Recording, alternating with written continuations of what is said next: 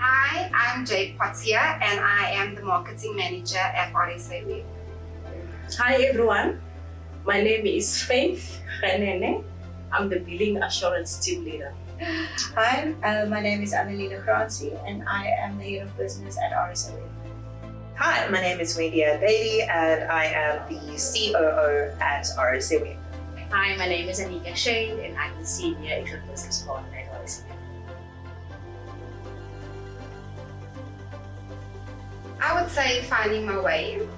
I don't think there's ever a point where you have it all figured out and have all the answers. For me personally, I believe that there's always an opportunity for you to learn more and to grow. And I'm constantly trying to evolve and be better than I was yesterday. Okay, difficult against all odds. I'm coming from a disadvantaged background where essential needs like education was not a privilege. My movie will be about resilience, perseverance, faith, and taking courage when odds are against you. So I thought about that one very carefully. It won't be a movie, but it will be a song from a movie that I'm absolutely, completely in love with. So the song is Danger Zone from the first Top Gun movie. I'm not giving away my age too much. But that song kind of resonates with career choices and the way that things worked out and the way that things just go. It'll be not my job, but I'll take it. And I think that just goes throughout my entire career. I've always done more than what's in my job description. I've always tried to get involved in different aspects of the business. From right in the beginning, I was HR manager at a previous company and I was involved in sales commissions and customer service SLAs, and it's just been the pattern of my entire career. It's not about going above and beyond. I think for me, I never want to be confined by a job description and I want to be able to help however I can. I think it will never a dull moment because I think through to HR, no 2 days are even the same. From employee relations to cultural initiatives and fun days. I think every day is just something new and different, and I wouldn't want any other way. So for me, it would be relocating from Durban to Cape Town. I was young at the time, I just finished college and I had no idea where this move or decision would lead me. But I'm definitely grateful that I took that leap because Cape Town has so many opportunities that I was able to take and succeed in. Going back to school and where everyone thought it was too late. I was tired of doing odd jobs. So I've decided now to make something out of myself. And by going back to school, it created opportunities for me. Hence, I am here now, having a career and having a stable job. I was working in a company and my role there was very technical. I was responsible for programming, customer support at a technical level, exceptionally technical, hard coding. And I always wondered why I was sitting in front of the screen, talking to a screen. Then there was a series of presentations that the MD of the business invited us to attend. And somewhere along the line, he made a decision after seeing my presentation that I'm going to move into sales. Not as in a week's time, as in the next day. I left the presentation, he called me into his office, and I immediately transitioned into an account management role. He was my mentor and my guide for the year after that. And that absolutely put my career on a path that to this day I'm completely and utterly in love with, which is working in companies to take what companies have to offer forward, but do that in a way that includes people, not just screens. I'm 23 years old. I'm covering someone who was on maternity leave, and the person decided they weren't going to come back, and I was offered to take their role, which was HR manager. And up until about 24 hours before, I literally thought I was going to say no. I thought I was too young, I was too inexperienced, But I decided just to dive in and take it. And that's been a few plots in my career, has been exactly that same moment of going, I don't think I'm good enough. I don't think I'm the right person.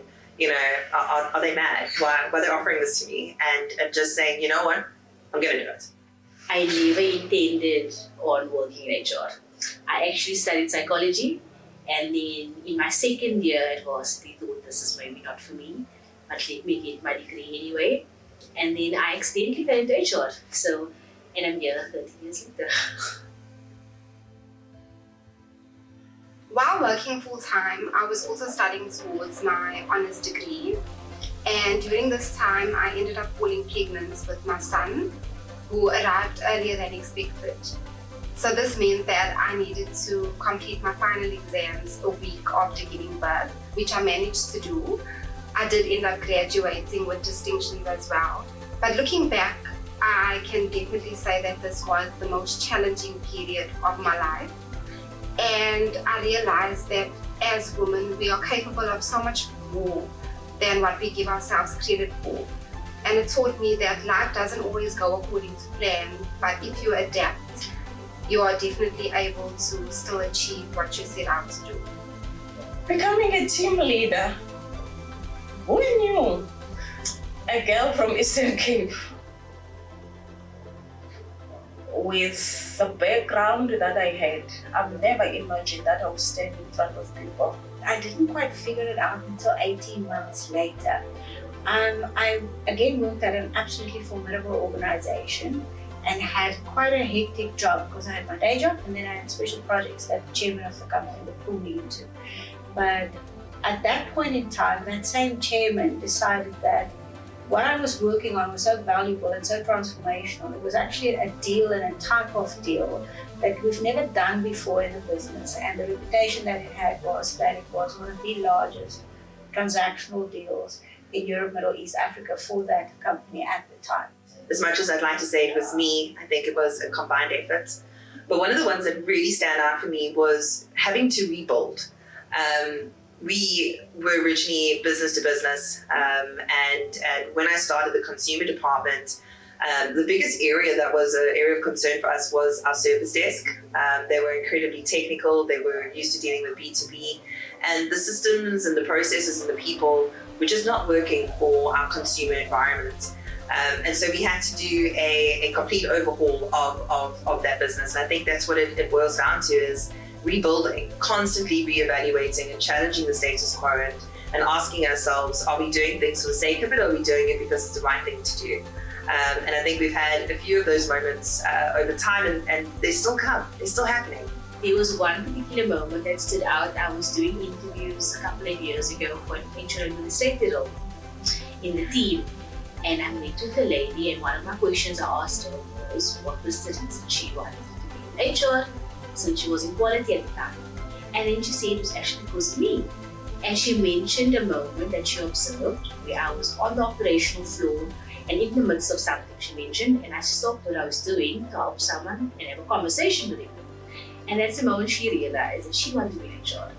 For me, it was a moment of, firstly, everyone's watching all the time, be careful, and that the smallest things actually impact others. So that was one moment.